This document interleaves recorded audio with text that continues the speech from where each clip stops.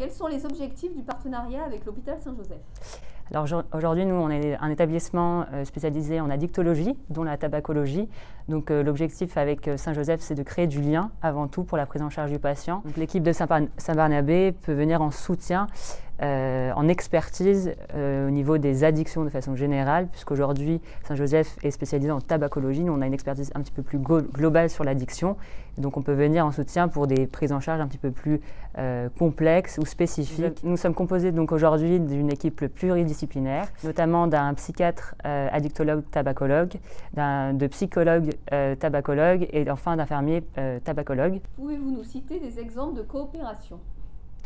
Alors oui, du coup l'année dernière, dans le cadre du mois sans tabac, notre équipe est venue à Saint-Joseph donc pour pouvoir sensibiliser tant les professionnels de la santé que les patients, mais aussi peut-être les proches qui venaient rendre visite du coup à leurs malades.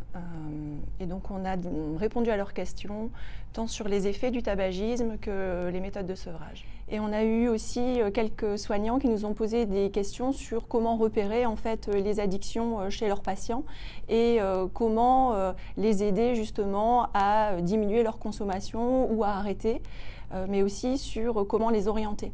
Donc vers quel centre et la prise en charge du coup complexe de ces patients. Alors au niveau des différentes addictions, on a eu des questions sur l'usage du cannabis chez les jeunes patients, mais aussi l'alcool, la cocaïne aussi. Alors d'autres exemples de coopération? Oui, ensuite nous avons été invités du coup à animer un atelier pour les femmes enceintes.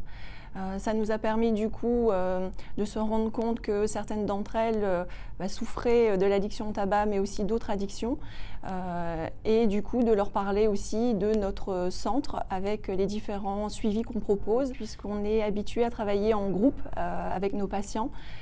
Et ça permet du coup à chacune du coup de se livrer sans se sentir jugée pour parler tant du tabac, mais aussi d'autres addictions. Du coup, à la clinique Saint-Barnabé, on propose aussi un programme pour pouvoir aider les patients à arrêter de fumer en groupe, en combinant plusieurs techniques qui sont considérées comme efficaces à l'heure actuelle. Il y a les traitements substitutifs ou médicamenteux qui vont être proposés. Il va aussi y avoir le soutien psychologique en utilisant la thérapie cognitivo-comportementale et on y met aussi l'hypnose dans ces groupes.